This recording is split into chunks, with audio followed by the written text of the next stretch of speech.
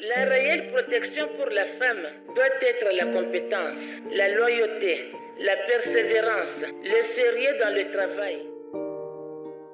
Je m'appelle Mamanzouzi Wambombo TKM.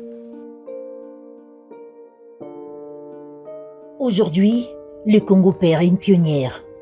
Mais l'histoire, elle, s'y souvient. Catherine Nzunzi Wambombo, une femme de courage et de rupture. Très jeune, elle comprend que servir son pays est une mission.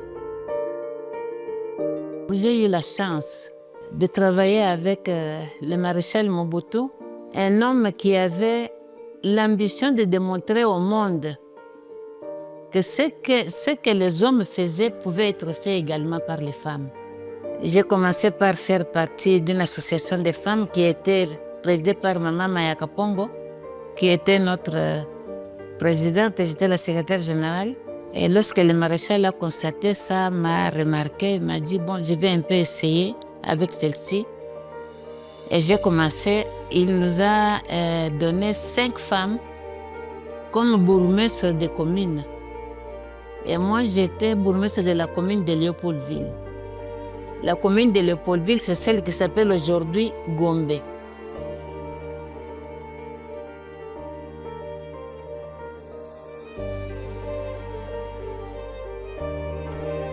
À seulement 23 ans, elle entre en politique, déterminée à faire bouger les lignes.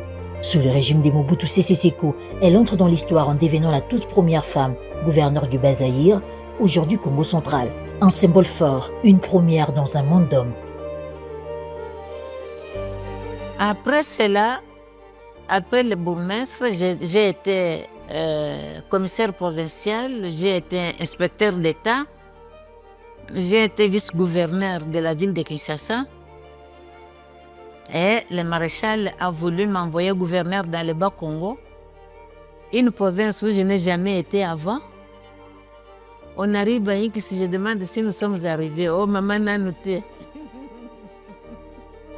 D'avoir pensé à la femme dans le lot des activités marquant les 50 ans d'indépendance de notre pays. Vous avez vu juste, car la femme a un rôle de choix et primordial dans la vie sociale. Elle enchaîne les responsabilités, vice-gouverneur, gouverneur, ministre, jusqu'à oser briguer la présidence de la République. Car elle croyait en une vérité simple, les femmes ont leur place au sommet. Son parcours n'a pas été sans épreuve, mais elle n'a jamais reculé. Elle avançait avec dignité, force et conviction. Ça veut dire que j'ai eu la chance d'occuper de très hautes fonctions, d'assumer de très grandes responsabilités, mais ça vous impose une certaine discipline, c'est une charge. Vous êtes considéré comme une icône, vous êtes considéré comme un modèle, mais vous ne pouvez pas vous permettre de faire n'importe quoi. Quand vous aviez bien servi le pays, quand vous avez bien servi la nation, vous devenez à peu près un prisonnier dans votre pays. Mais j'assume cette responsabilité parce qu'ils ne le font pas exprès. Avec l'âge que j'ai, la plupart ont appris mon histoire à l'école et quand on me voit, on dit que c'est moi. Ils cherchent à me connaître, je n'en peux rien.